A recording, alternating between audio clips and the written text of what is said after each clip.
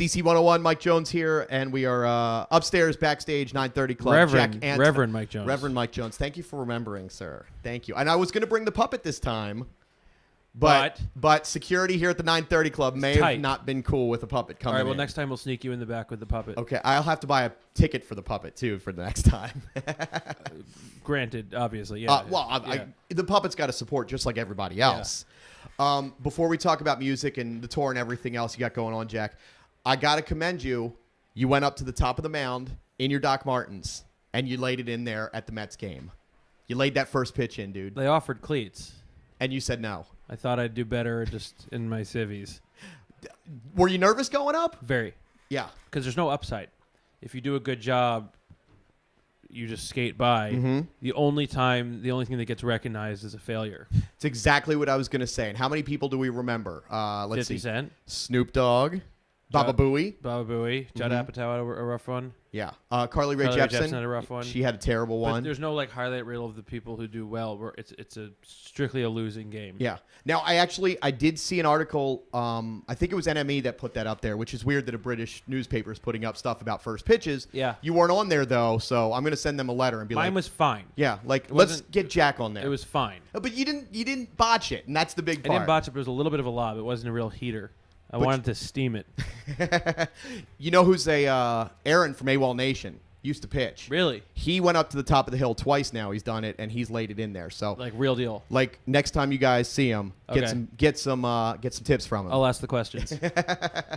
So how's the tour been going, man? I mean, we got to see you the last time was at the All Things Go Fall Classic. Great set there, and you're right back here at the 930 Club. Everything looks like it's going great though for you guys. It's been the best tour of my life, and I've been on tour for many years. So that doesn't come as a loose statement. That's not a light provocation. No, indeed. Well, because I feel like for so many years I either toured where no one really came to the shows, or when Fun was happening, it was like a whirlwind. Then when I started Bleachers, it was so new. This is the first tour of my life I feel like I'm beginning to settle in and really explore the set list.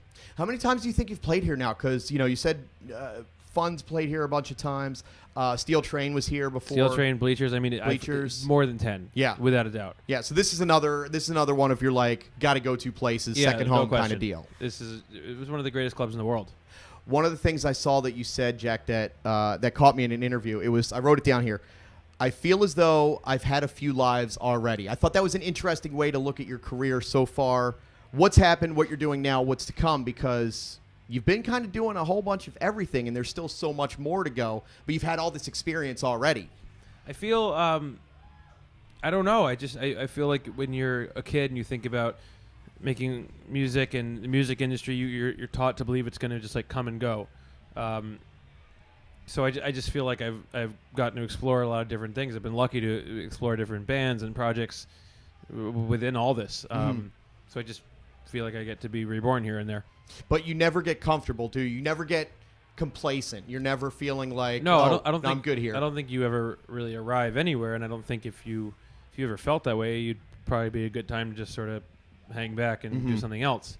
The nature of writing songs and performing is from this knack to say something that you can't quite say, and you're chasing something. That's what it is. And you've had that. I mean, you went out on tour, when you were 15, 16? 15 was the first tour. Yeah. So you've had that for your whole life. I've always felt it. I've always had this feeling of I got to get out of here. I got to say something. I got to connect with people.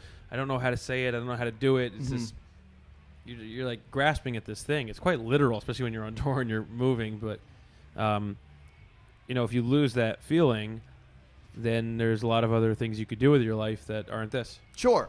I mean, and if you ever felt uncreative, you could go and produce a record. You could write a book. You could maybe do art. You could do whatever you wanted right now. But music is the way you're expressing yourself, and I don't feel like that creative switch is going to turn off anytime soon for Jack Antonoff. We'll see, but I appreciate. I hope it doesn't. The Reverend's blessing. Bless you, my son. Bless you. MTV Unplugged. Let's talk about that. When they said that was coming back, as an old school fan, I got really giddy about it. And I'm sure you watched those too when you were growing up and everything. How does it feel to be a part of that now? Bleachers is in that same arena of Nirvana and Pearl Jam and STP and Eric Clapton. I mean, MTV Unplugged brings out something special, and you guys did something special. It means the world to me. There's only so many things that are like that are a part of a culture that you really believe in. Usually you're just kind of out there on an island defining it yourself, but I love those performances. It's how I learned about songwriting a lot of the time, was watching those and hearing the songs stripped away and understanding the choices people made on how they made them sound versus what the song is itself. It's the best. Yeah. And you guys, and Bleachers just put that out now. It's a digital album. Are you guys going to do a physical, like maybe a vinyl soon? I'm thinking about it. Okay. I'd like to do it all on vinyl if it was up to me, but working on it. Yeah. It's an expensive process, of course. Yeah, but I like vinyl. And that show at the Stone Pony where you guys have your Shadow of the City tour too every year. I mean, that's a special place for you. That's another second, third, fourth home for you. Totally, and kind of like 930 Club. There's not a ton of very important, famous clubs out there, so they're worth celebrating, and that's the one that I grew up going to and playing shows at and seeing shows at. So it was really bringing it all back home to be able to do that there. Are you thinking about things for next year for Shadow of the City already? Yeah. I got some. It's cooking. All right, so we had the dunk tank this year. What are we going to have for the entertainment? You don't have to tell me bands, but the dunk tank's a staple. The charity dunk tank is there every year. Excellent. But, and Dad will be there again? Yeah, but I'm working on different stuff too. Okay, good. I want Ferris wheel. I want clowns on unicycles. We got to do this thing right next year. When people come to a show, sometimes they catch a drumstick. Sometimes they get a guitar pick. Now, Bleachers, you guys are handing out hot sauce. Well, Tell me about the hot sauce. Our saxophone player, Evan, makes hot sauce, so we've been bottling up and making little labels and just giving away 6 or 12 bottles every night, just as kind of an odd activity. 1 to 10 on the flame scale? It's not flamey, but it's tasty. It's good. Yeah. Okay. We call it Evan's Rockin' Hot Sauce. Excellent. And you guys do a custom label every night. I like that. It's this little special time I have with him where we just sit down and draw for an hour. It's kind of like meditation, get out of the zone. My version. Yeah. Unplug of everything. And so if fans come to the shows, they can go to the merch booth and ask for it? Yeah, we don't really tweet about it. Just some people know, and then there's 6 bottles. And if people ask, they get them. I just blew up the spot, I guess. We'll get you a special bottle. Excellent. Oh, thank you. Yeah. That's very kind of you. Bless you, my son. Thank Bless you very much. All right, let me wrap up with this, Jack.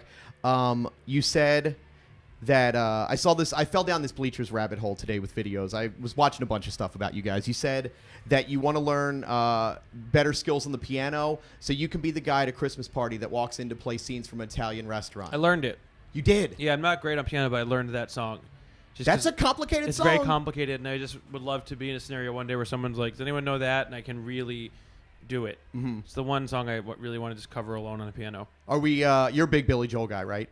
Half. More Bruce. Definitely more Bruce. Yeah. How do we feel about Uptown Girl? I like Uptown Girl. Yeah, I do too. A lot of people bag on it, but I think it's a great song. I think it's great. I mean, Billy's always doing kitsch, so there's always an angle. I guess that's sort of this doo-wop-y thing happening. Mm-hmm. But strictly songwriting, he's pretty untouchable. There's not many people that are on that same level of him. No, it's absurd. How about Bon Jovi? It doesn't do it for me. I mean, in that you're same Bruce way. guy. You're Bruce. Yeah, all the way. You're Bruce all the way. Jersey boy, Bruce all the way. All the way. All right, 2018, Jack. What are we looking for next year? You got the tour with Pink. Bleachers will be out here with Pink again. Bunch of festivals. We're gonna do a bunch of Stranger, B Market headlining stuff. Mm-hmm. We're just starting to put it together right now. Did you say Stranger like you're guesting on Stranger Things? No. Did you just drop a hint? Maybe. I'll let you decipher that. Netflix exclusive. Jack Antonoff and Bleachers are on Stranger Things. But we're just putting it together now. Excellent. Figuring out a bunch of international stuff. It's all coming together. Excellent, dude. Well, tonight's going to be awesome here at the 930 Club. Next year is going to be great. And Jack, one more time, bless you, my son. Thank you. Thank you, sir. Thank you, Reverend.